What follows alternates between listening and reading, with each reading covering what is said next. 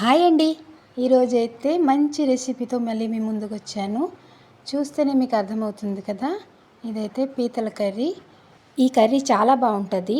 మీకు కూడా ఇష్టమైతే నా స్టైల్లో ట్రై చేసి ఎలా వచ్చిందో నాకు కామెంట్ సెక్షన్లో కామెంట్ చేయండి. పీతలు క్లీన్ చేయడమే చాలా కష్టం. క్లీన్ చేసేవాళ్ళు ఉంటే చాలా ఈజీగా ఉండేయచ్చు. ఇప్పుడైతే నేను వేడివేడిగా అన్నం ఇంకా కర్రీ అయితే పెట్టేసుకున్నాను. చూడండి, అది చూస్తేనే నోరు ఊరిపోతుంది. ఇప్పుడు కావాల్సిన పదార్థాలు చూసేయండి. నేనైతే నీట్గా క్లీన్ చేసి పెట్టేసుకున్నాను. ఇప్పుడైతే సాల్ట్, ఇంకా పసుపు, కారం 2 స్పూన్లు, తర్వాత ఇక్కడ ఆవాల నూనె 2 స్పూన్లు వేసి మంచిగా అన్నీ కలిపేసి పక్కనైతే పెట్టేసుకున్నాను. ఇప్పుడైతే సన్నగా తరిగిన ఆనియన్స్, ఇంకా అల్లం వెల్లుల్లి పేస్ట్, ఇంకా ఆనియన్ పేస్ట్, ఇంకా టమాటో పేస్ట్ అయితే రెడీ చేసి పక్కన పెట్టేసుకోండి. ఇప్పుడైతే స్టవ్ ఆన్ చేసి ఒక కడాయి పెట్టేసుకొని కడాయి హీట్ అయ్యాక ఆయిల్ ఒక 2 టేబుల్ స్పూన్ ఆయిల్ వేసేసి ఆయిల్ మంచిగా హీట్ అవ్వాలన్నమాట.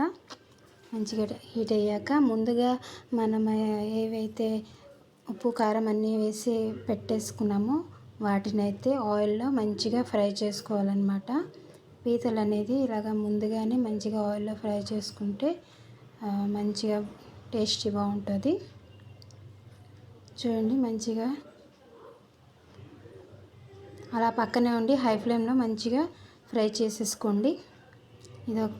ఇది ఫ్రై అవ్వడానికి ఒక 5 మినిట్ అయితే పడుతుంది. తర్వాత ఒక ప్లేట్లోకి అయితే తీసేసి అయిపోయింది. ఇప్పుడు ఫ్రై అయితే అయిపోయింది. పక్కన ఒక ప్లేట్లో తీసేసి పక్కనే పెట్టేసుకోవాలి. నేనైతే ఇక్కడ తీసేస్తున్నాను. చూడండి, ఇది ఫ్రై అయిపోయింది. పక్కన తీసి పెట్టేసుకున్నాను. ఇలా ఆయిల్లో ఫ్రై చేస్తే మంచిగా ఎక్కువసేపు కుక్ అవ్వనని కూడా మనకు టైం పడదు. పక్కన పెట్టేసుకున్న తర్వాత మళ్ళీ అదే కడాయి పెట్టేసి ఇంకొక 2 టేబుల్ స్పూన్ ఆయిల్ వేసేసి అది హీట్ అయ్యాక బిర్యానీ ఆకు, 2 బిర్యానీ ఆకు, ఒక దాల్చిన చెక్క, ఒక 3 యాలకులు, అలానే జాపత్రి ఒకటి, లవంగాలు ఒక 4-5 వేసేసి మంచిగా ఫ్రై చేసుకోవాలి. ఇవి చూడండి, ఇక్కడ నేను ఫ్రై చేసేసుకున్నాను. తర్వాత సన్నగా కట్ చేసుకున్న ఆనియన్స్ ఉంది కదా, ముందుగానే మనం కట్ చేసుకున్నాం. ఇవైతే ఇందులో వేసేసి మంచిగా ఫ్రై చేసుకోవాలి.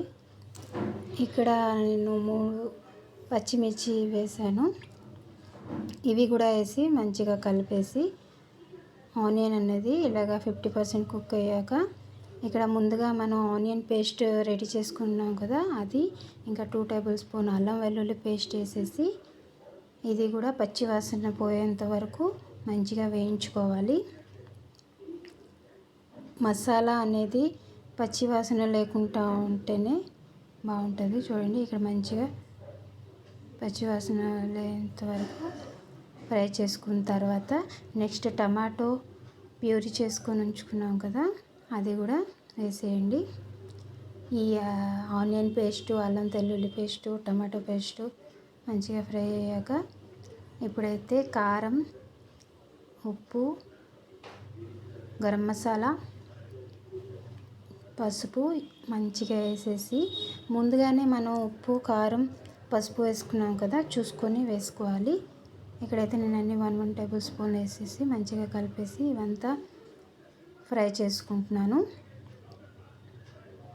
చూడండి, మంచిగా కలిపేసి పక్కనే ఉండేసి మంచిగా కలిపేసి ఫ్రై చేసుకోవాలి. మసాలా అనేది మంచిగా కలిపేసి ఇక్కడ చూడండి అడుగు అంటుపోతుంటుంది. అందుకే పక్కనే ఉండేసి మంచిగా కలుపుకొని ఫ్రై చేసుకోండి.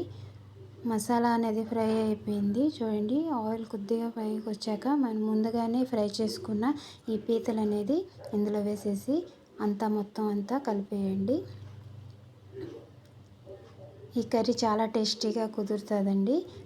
ఒకసారి నా స్టైల్లో చేసి ఎలా ఉందో కామెంట్ సెక్షన్లో కామెంట్ చేయండి. చూడండి, మంచిగా అయితే ఇక్కడ ఫ్రై చేసేసుకున్నాను. చూడండి, తర్వాత నెక్స్ట్ ఇక్కడ ఒక పెద్ద గ్లాసులో 2 గ్లాసుల వాటర్ అయితే హాట్ వాటర్ అయితే నేను వేసాను. ఇక్కడ చూడండి, మీకు తగ్గినంత నీళ్ళు వేసేసి మీకు ఎంత జ్యూస్ కావాలంటే అంత వేసేసి ఇక్కడ మూత పెట్టేసి ఒక 10 మినిట్స్ అయితే మీడియం ఫ్లేమ్లో అలా ఉంచేయండి. మధ్య మధ్యన చెక్ చేస్తూనే ఉండండి. మళ్ళీ అడుగంటేస్తుంది చూడండి. ఈ స్టేజ్లో మీకు ఉప్పు కారం ఏంటి పడుతుందో టేస్ట్ చూసి కావాలంటే వేసుకోండి. నాకైతే ఇక్కడ అన్నీ కరెక్ట్గా సరిపోయి. చూడండి కర్రీ అయితే రెడీ అయిపోయింది. చాలా చాలా టేస్టీగా ఉంటుంది. ఒకసారి నా స్టైల్లో చేయండి. మీకు కనుక ఈ వీడియో నచ్చినట్టుగా ప్లీజ్ సబ్స్క్రైబ్ చేసుకోండి. ఒక చిన్న లైక్ ఇచ్చి కమెంట్ అయితే చేసుకోండి. నేనైతే ఇక్కడ వేడి వేడి అన్నంలో వేసేసి ఒక ముద్ద నోట్లో పెట్టుకొని చాలా టేస్టీగా ఉంది. Please thank you for watching. Bye.